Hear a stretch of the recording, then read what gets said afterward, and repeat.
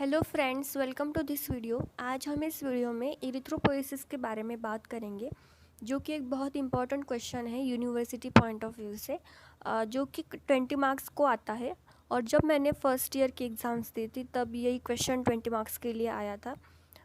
इस वीडियो में मैं आपको बताऊंगी कि अगर ये क्वेश्चन 20 मार्क्स को आता है तो हम इसे कैसे सिक्वेंशियली पॉइंट वाइज लिखेंगे कि जिससे हम मैक्सिमम स्कोर कर सकते हैं। मैक्सिमम 20 मार्क्स में से हमें 16 to 17 मार्क्स मिल जाते हैं अगर बहुत अच्छा लिखा है तो। इस वीडियो को एंड तक देखिए एंड लेट्स स्टार्ट। तो यार, सबसे पहले हमें ये समझना ज़रूरी है कि इरिथ्रोपोइसिस क्या है। इरिथ्रोपोइसिस ये एक प्रोसेस होती है जिससे हमारी जो ब्लड सेल्स होती है आरबीसी वो फॉर्म होती है। वो आरबीसी किससे फॉर्म होती है? तो स्टेम सेल से फॉर्म होती है। This process is called as the erythropoiesis. और जब हम इस क्वेश्चन को अटेम्प्ट करेंगे तो हम इसे ऐसे वेगली लिखना नहीं स्टार्ट करेंगे, हम इसे पॉइंट वाइज लिखेंगे। हम इस क्वेश्चन को इन हेडिंग्स के अंडर कवर करेंगे। मतलब सबसे पहले हम डेफिनेशन लिखेंगे, what is erythropoiesis. Then sides of erythropoiesis, मतलब इरिथ्रोपोइसिस कहाँ कहाँ पर होती है बॉडी में। उसके बाद स्टेम सेल्स। स्टेम सेल्स क्या होती है? जो कि हमारी जो आरबीसी बनती है वो स्टेम सेल से बनती है। मतलब स्टेम सेल जो है वो मदर सेल है और हमारी आरबीसी जो होती है वो डॉटर सेल होती है। उसके बाद चेंजेस ड्यूरिंग इरिथ्रोपोइसिस। अब किस में चेंजेस? तो स्टेम सेल्स में क्या क्या चेंजेस होते हैं और स्टेम सेल में और एक फाइनल आरबीसी में क्या डिफरेंस होता है वो हम देखेंगे इस हेडिंग के अंडर, चेंजेस ड्यूरिंग इरिथ्रोपोइसिस। उसके बाद नेक्स्ट पॉइंट है स्टेजेस टोटल 6 स्टेजेस है हमारे पास। उसके बाद नेक्स्ट है फैक्टर्स नेसेसरी फॉर इरिथ्रोपोइसिस। मतलब कौन कौन से फैक्टर्स है जो इरिथ्रोपोइसिस के लिए नेसेसरी है। उसमें डाइटरी फैक्टर्स भी आते हैं, न्यूट्रिशनल फैक्टर्स आते हैं। उसके बाद factors necessary for haemoglobin formation. अब हमें पता है आरबीसी के अंदर एक रेस्पिरेटरी पिगमेंट होता है जिससे हम कहते हैं हीमोग्लोबिन।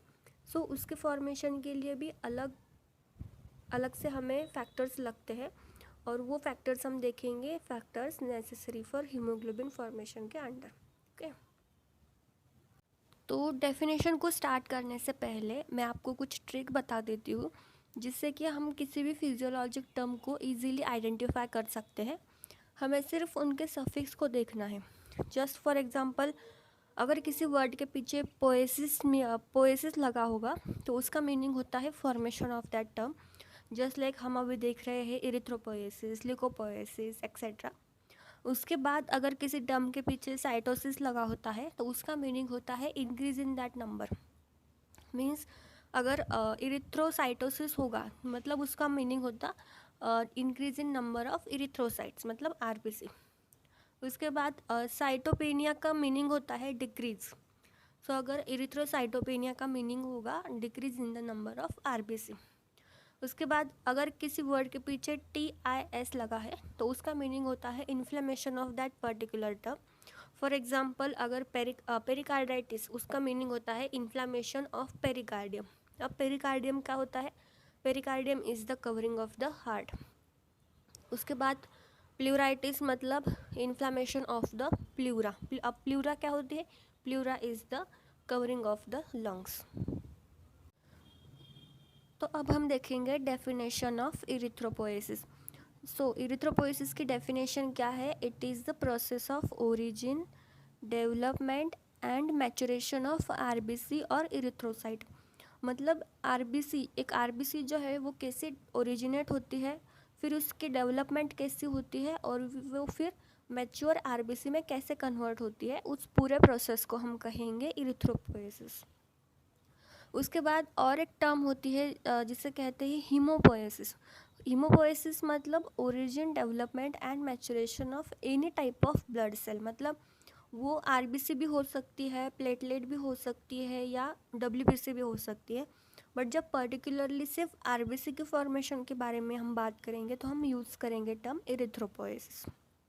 ओके, ये डेफिनेशन जो है वो मैंने शॉर्ट में लिखी है, लेकिन जब आप एग्ज़ाम में लिखेंगे तो इसे पूरी तरह से इलेबोरेट करके लिखेंगे।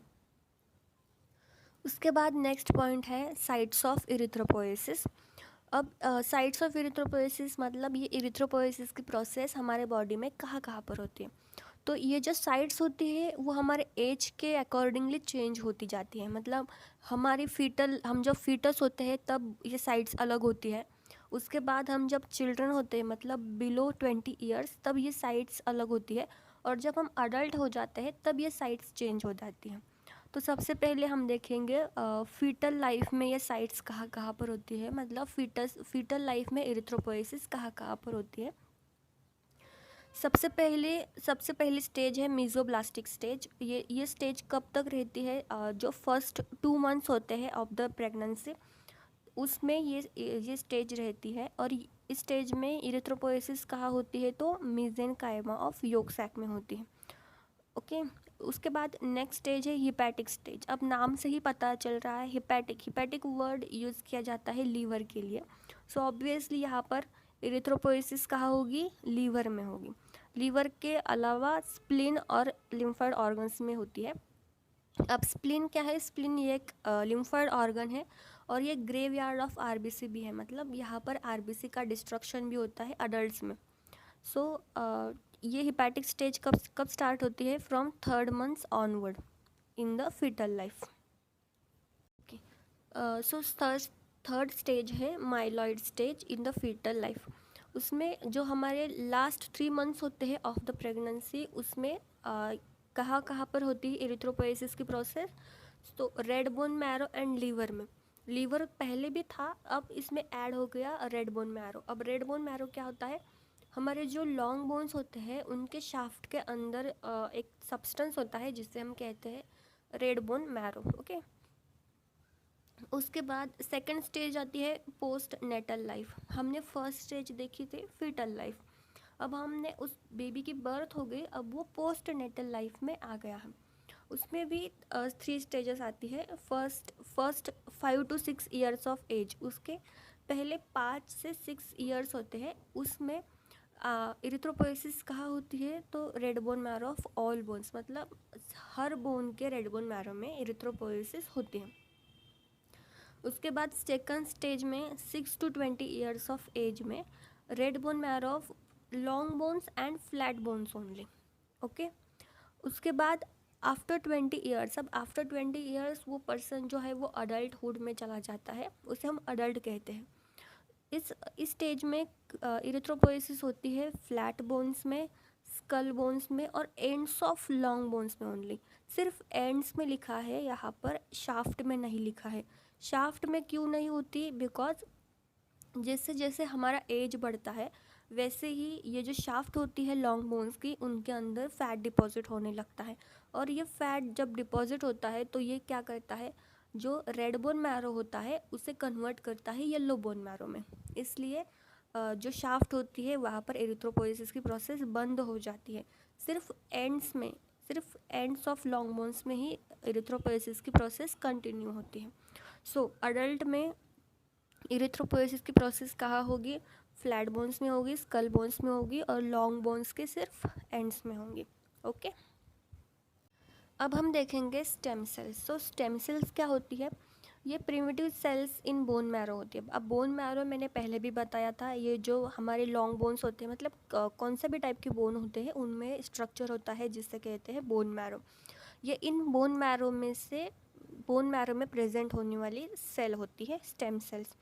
ये किसी भी टाइप की ब्लड सेल को फॉर्म कर सकती है, इसलिए इन्हें कहा गया है प्लूरीपोटेंट हीमोपोएटिक स्टेम सेल्स। मतलब इनके पास पोटेंसी है कि वो किसी भी टाइप की ब्लड सेल को फॉर्म कर सकते हैं। सिर्फ ब्लड सेल को, हाँ, किसी भी टाइप की, मतलब किसी भी टाइप की नहीं, सिर्फ ब्लड सेल को फॉर्म कर सकती है। ब्लड सेल हमारे पास 3 होती है, आरबीसी होती है, डब्ल्यूबीसी होती है, प्लेटलेट होती है। इनमें से किसी को भी ये फॉर्म कर सकती है। अब ये किसी भी पर्टिकुलर टाइप को फॉर्म करने के लिए कमिटेड नहीं होती, इसलिए इन्हें कहते हैं uncommitted pluripotent haemopoietic stem cell. और उसका डिवीजन बाद में होता है, मतलब वो कन्वर्ट हो जाती है committed pluripotent haemopoietic stem cell में। अब कमिटेड हो गई मतलब वो किसी पर्टिकुलर ब्लड सेल को ही फॉर्म करेंगे। उसमें से फिर 2 टाइप्स होते हैं, एक होता है लिम्फोइड स्टेम सेल कि जो कि सिर्फ लिम्फोसाइट को फॉर्म करेंगे, और दूसरा होता है कॉलोनी फॉर्मिंग ब्लास्टोसाइट की जो अब रिमेनिंग जो ब्लड सेल्स बचे हैं उन्हें फॉर्म करेंगे। अब इन्हें कॉलोनी फॉर्मिंग ब्लास्टोसाइट क्यों कहा गया है, क्योंकि जब हम इन्हें कल्चर प्लेट में इन्हें लेते हैं तो ये कॉलोनी फॉर्म्स करती है, इसलिए इन्हें कहा है कॉलोनी फॉर्मिंग ब्लास्टोसाइट। उसमें बाद में पार्ट्स होते हैं कॉलोनी फॉर्मिंग यूनिट इरिथ्रोसाइट, जो कि आरबीसी फॉर्म करेंगे। उसके बाद कॉलोनी फॉर्मिंग मेगा कैरियोसाइट क्या फॉर्म करेंगी, हमारी प्लेटलेट्स को फॉर्म करेंगे। उसके बाद colony forming unit granulocyte and monocyte. अब ग्रैन्युलोसाइट हमारे पास 3 होती है, न्यूट्रोफिल्स, बेसोफिल्स एंड यूसिनोफिल्स। और finally colony forming unit monocyte क्या फॉर्म करेंगी, मोनोसाइट को फॉर्म करेंगे। सो हमें तो इतने सारे की ज़रूरत नहीं है, हमें सिर्फ क्या देखना है, इस स्टेम सेल से ये आरबीसी कैसे फॉर्म होती है, हमें सिर्फ ये प्रोसेस देखनी है, हमें इन बाकियों का कुछ लेना देना नहीं है, मतलब इस पॉइंट में। सो हम क्या देखेंगे, एक स्टेम सेल पहले अनकमिटेड होती है, उसके बाद वो कमिटेड हो जाती है, वो फिर कॉलोनी फॉर्मिंग ब्लास्टोसाइट बनाती है, वो फिर कॉलोनी फॉर्मिंग यूनिट इरिथ्रोसाइट बनाती है, और वो फिर आरबीसी बनाती है। नेक्स्ट पॉइंट हम देखेंगे चेंजेस ड्यूरिंग इरिथ्रोपोएसिस। तो मेनली 4 चेंजेस होते हैं। सबसे पहले सेल साइज़ क्या होती है, डिक्रीज़ हो जाती है। हमारी स्टेम सेल जो होती है वो बहुत बड़ी होती है, लेकिन हमारी जो आरबीसी होती है वो सिर्फ 7.2 माइक्रोन की होती है, मतलब साइज़ बहुत डिक्रीज़ हो जाती है। उसके बाद हमें पता है कि जो हमारी आरबीसी होती है उसमें ना ही न्यूक्लियस होता है, ना ही न्यूक्लियोलाई प्रेजेंट होता है, बट जो स्टेम सेल होती है उसमें दोनों भी प्रेजेंट होते हैं। तो ये डिसअपियर कैसे होते हैं वो हम देखेंगे। लेकिन जो कैमल होता है, कैमल की जो आरबीसी होती है उसमें न्यूक्लियस प्रेजेंट होता है, so this is a exception. उसके बाद हमें पता है कि आरबीसी में क्या होता है, रेस्पिरेटरी पिगमेंट हीमोग्लोबिन होता है, लेकिन स्टेम सेल में हीमोग्लोबिन प्रेजेंट नहीं होता है। तो ये हीमोग्लोबिन अपीयर होने की प्रोसेस को भी हम देखेंगे।